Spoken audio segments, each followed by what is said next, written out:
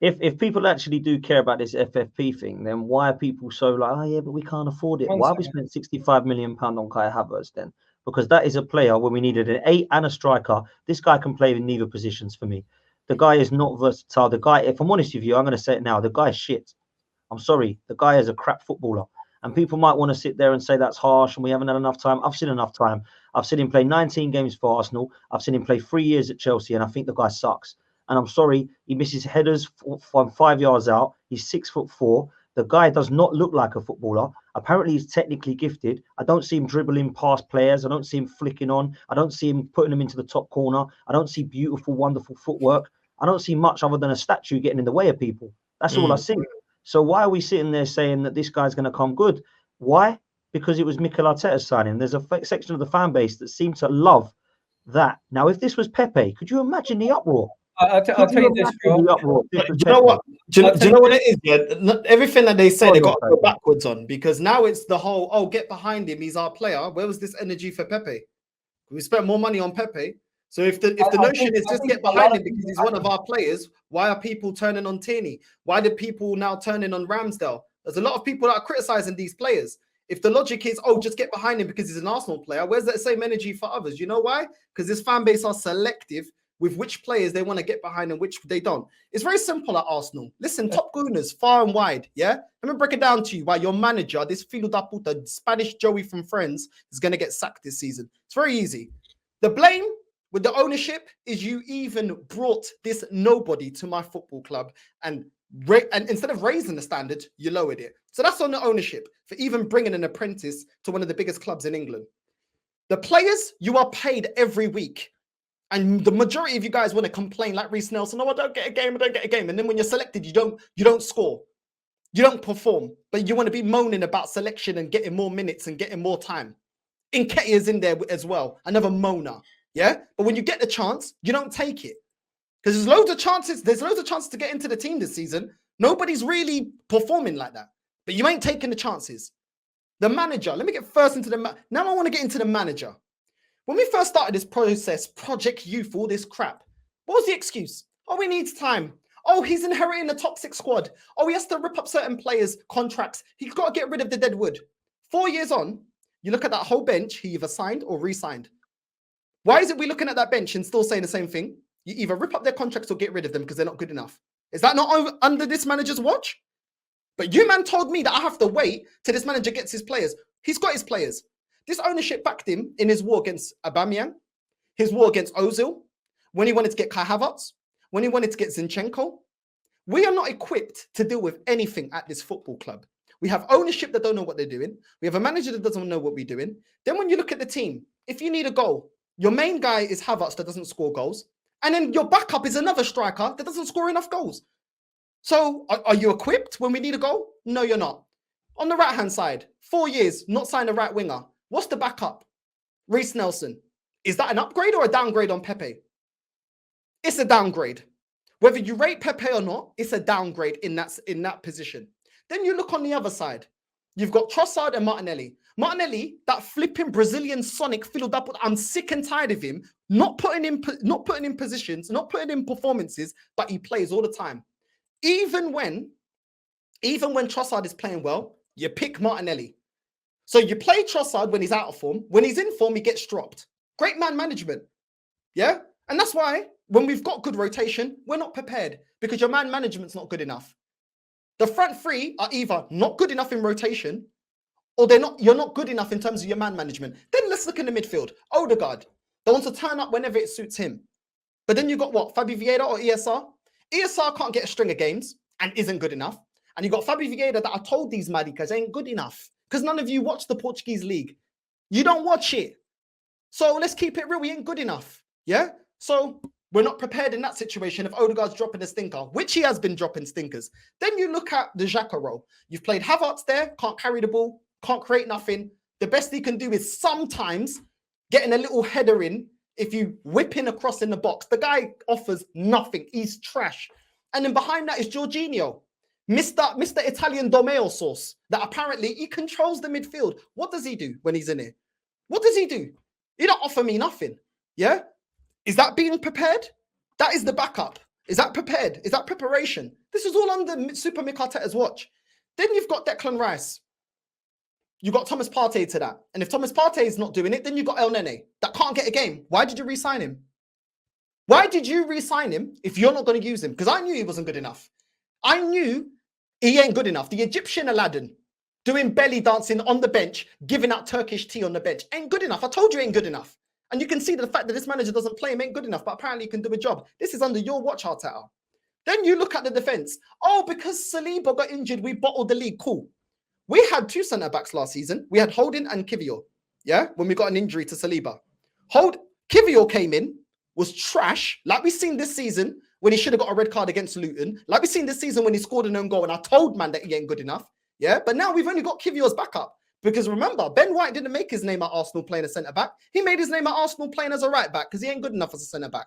And Kivior ain't good enough and is a liability. Kivior is the home base, high-vis version of Granit Xhaka. He is a liability, he's rash, and he ain't good enough. That is the facts. So we don't have rotation for our centre-backs. Ben White on the right. We've got Tomiyasu, that's never consistently done it for Arsenal, and all we've got is Ben White. This is under this manager's management, yeah? Very good, very good. Then we look on the left. You got Timber, well done. He looked okay. It's still the verdict's still out. We still ain't seen a whole season of him to say if he's good enough. But if he's injured, oh, okay, let's play the same liability that we had last season in Zinchenko to play left back. And if he doesn't do it, let's play Kivior there that also can't defend. This is under this manager. Then we go and get another goalkeeper that is thereabouts the same level, yeah? Then the last goalkeeper. This is all under Mikel Arteta, but we can't call it out. The blame is all over. These players are a disgrace. This Spanish fraud is a disgrace. And this ownership is a disgrace. And the fan base, to top it off, are a disgrace for accepting this. Yeah, every season, you guys want to go and buy merch about Invincibles. You're always talking about Invincibles. Every time you talk to your, oh, but did you go Invincible? Always talking about Invincible, which is about winning trophies. But you don't want to win no more trophies. Do you know why? Want to keep living in the past. Every season, oh, look at the Invincibles merch. What, does football stop? Can we not win more? Because you love all the drip, you love all the new swag of Invincibles, but you don't want that invincible mindset at Arsenal anymore. And then the last thing I'm gonna say, why did we get Arsene Wenger out? Because top 4 wasn't good enough. Top 4 wasn't good enough, but we got rid of a legend. So why the hell do I give a crap about this filo da puta in Arteta when we got out a club legend that needed to leave? Is he a bigger legend than Wenger? But Wenger's time came up. And what was the excuse in Wenger's day? Oh, who are you going to get? Who are you going to get? By the same people now telling me, oh, who are you going to get with Mikel Arteta? Last time I checked, Arsenal Football Club did not fold because Arsene Wenger left our football club. It didn't fold. So at the end of the day, I don't want to hear none of it. When you, man, made your predictions at the start of the season, you, man, said Champions League or Premier League.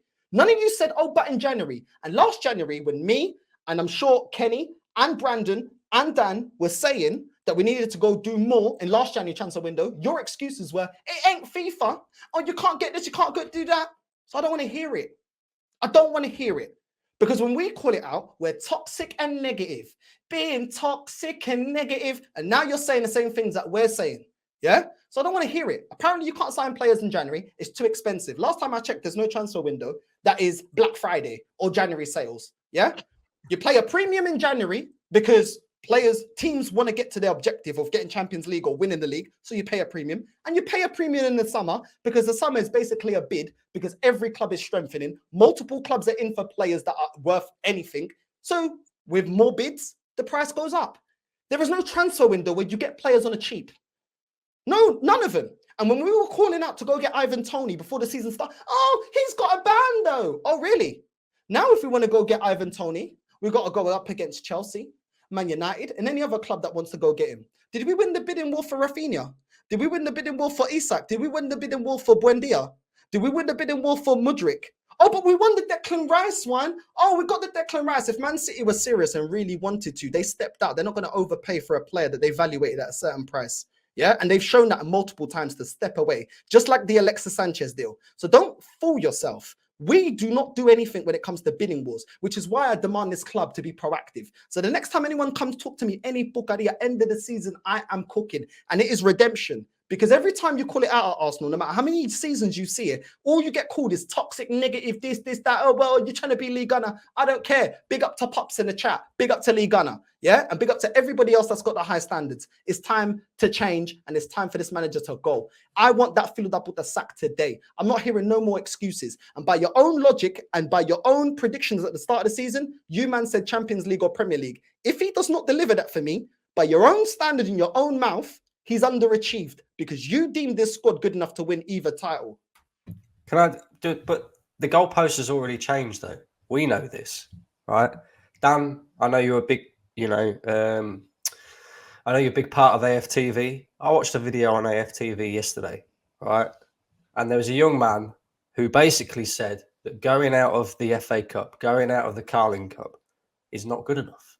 And the way the fans reacted behind him, God forbid he called out the fact that we're out of both domestic trophies at the turn of the year again. God forbid he expected Arsenal to win an FA Cup after we've spent £640 million after the manager's been in the job for 4 years. It just goes to show, the goalposts will get moved again.